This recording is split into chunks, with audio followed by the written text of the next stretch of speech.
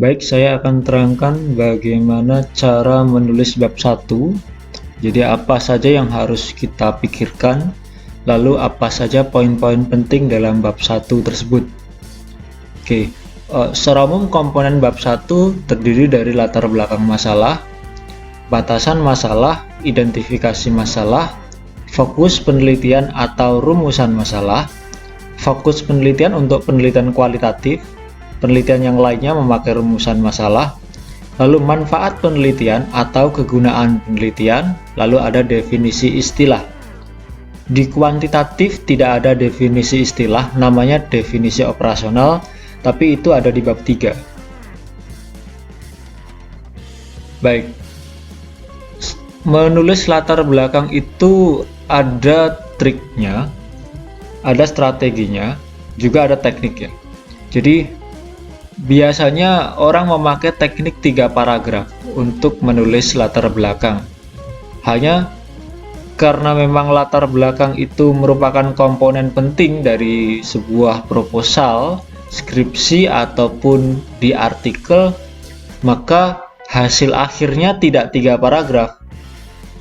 Maksud dari teknik 3 paragraf itu adalah ada 3 paragraf penting yang dibuat, kemudian paragraf itu menjembatani reasoning dalam sebuah penelitian tersebut.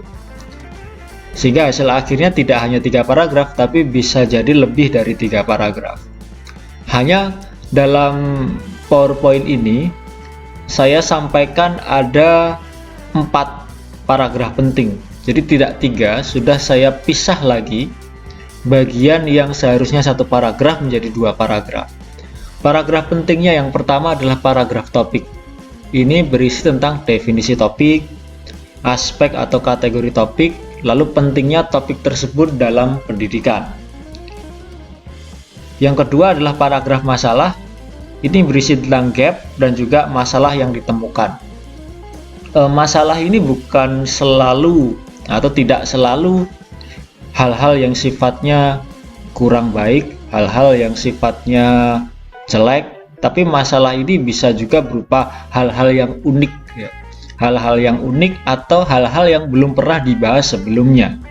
Jadi ingat, tidak hanya hal-hal yang kurang baik atau jelek, tapi bisa jadi hal-hal yang unik dan juga hal-hal yang belum pernah dibahas sebelumnya. Yang ketiga, paragraf hasil penelitian sebelumnya. Di dalam latar belakang masalah, kita wajib untuk mereview dan menuliskan hasil-hasil penelitian sebelumnya yang berkaitan dengan topik. Ini akan membuat kita bisa mengidentifikasi solusi apa yang bisa kita buat ketika kita ingin menyelesaikan masalah. Atau yang kedua, kita bisa menyatakan apakah hal yang kita bahas terkait problem yang unik ataupun yang belum pernah dibahas itu memang betul-betul belum pernah diteliti sebelumnya. Dan yang terakhir adalah paragraf tujuan. Jadi menyampaikan tujuan penelitian dan mendeskripsikan apa yang sebetulnya akan diteliti dalam proposal ini. Sebagai catatan, referensi yang digunakan di latar belakang itu 80% dari artikel ilmiah atau dari jurnal. Jadi hindari mengutip dari buku ya di latar belakang. Semua kutipan harus berupa hasil penelitian sebelumnya. Oke. Ini contohnya. Jadi kalau misalkan judul penelitiannya itu begini. Perbandingan hasil belajar tematik pada pembelajaran daring dan blended. Jadi maksud dari judul ini adalah kita akan bandingkan hasil belajar dari proses pembelajaran daring dan juga proses pembelajaran blended, ya, atau blended learning. Maka poin-poin paragraf yang akan saya sajikan dalam latar belakang adalah sebagai berikut ini. Pertama, saya akan bahas mengenai pembelajaran masa COVID-19. Paragraf 1, saya akan bahas mengenai definisi pembelajaran pada masa COVID-19. Otomatis apa? pembelajaran yang dapat dilakukan pada masa itu, otomatis PJJ, pembelajaran jarak jauh. Lalu kondisi pembelajaran saat ini, itu adalah poin paragraf pertama yang akan saya bahas. Mungkin bisa dijadikan 2 paragraf, itu oke. Yang jelas 2 poin ini ada, yaitu mengenai pembelajaran pada masa COVID-19 dan juga kondisi pembelajaran saat ini. Yang kedua, sistem pembelajaran yang dipakai.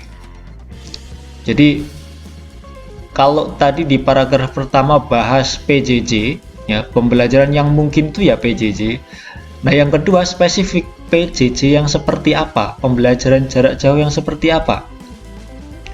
Jadi kalau kita breakdown, jadinya menjelaskan tipe-tipe pembelajaran daring yang ada di sekolah. Sistem apa yang digunakan dalam pembelajaran daring. Nah, ini menurut hasil penelitian pastinya. Jadi kita tidak bisa menuliskan pendapat kita sendiri di sini. Jadi kalau kita ingin menyatakan tipe-tipe pembelajaran daring yang ada di sekolah, ya pastinya kita harus cari artikel yang bahas itu, cari artikel yang telah mensurvei hal itu, bukan kita berpendapat sendiri. Lalu sistem apa saja yang digunakan dalam pembelajaran daring? Ini terkait pakai Google Classroom, Moodle, dan sebagainya. Nah, ini diarahkan ke bentuk full daring dan juga blended. Jadi memang karena kita ingin membandingkan pembelajaran daring, jadi yang full online, dengan blended. Blended itu artinya yang ada tatap muka tapi ada juga daringnya, jadi kombinasi.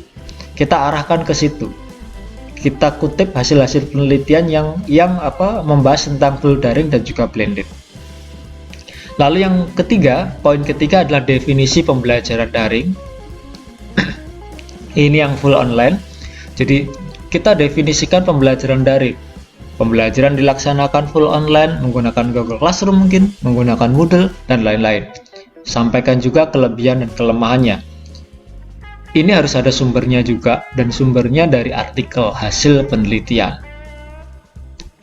Yang kedua, definisi pembelajaran blended. Jadi yang pertama tadi daring, sekarang kita definisikan di pembelajaran blendednya. Apa itu definisi pembelajaran blended? Lalu pembelajaran blended itu kita coba definisikan sebagai pembelajaran campuran antara tatap muka dan online. Sampaikan kelebihan dan kelemahannya. Jadi kita bahas satu-satu ya, apa yang mau dibandingkan. Definisi pembelajaran daring, kita bahas 1 paragraf. Lalu pembelajaran blended, kita bahas 1 paragraf. Lalu bagaimana kita coba untuk sajikan masalah di sini? Kita kembali lagi ke logika awalnya. Kita mau bandingkan dua pembelajaran ini, atau 2 tipe dari full online dan juga blended. Maka dengan memperhatikan kelebihan dan kelemahannya, manakah yang lebih efektif? Tapi kita tidak tulis dalam bentuk pertanyaan. Jadi dalam paragraf kelima itu kita akan cari tahu manakah di antara pembelajaran daring dan blended ini yang lebih baik. Kemudian yang terakhir, paragraf terakhir adalah kita sampaikan tujuan penelitian. Yaitu penelitian ini akan dilihat tentang pembelajaran daring dan blended yang dilihat dari perbandingan hasil belajarnya. Oke. Ini adalah struktur latar belakang dari judul perbandingan hasil belajar tematik pada pembelajaran daring dan blended.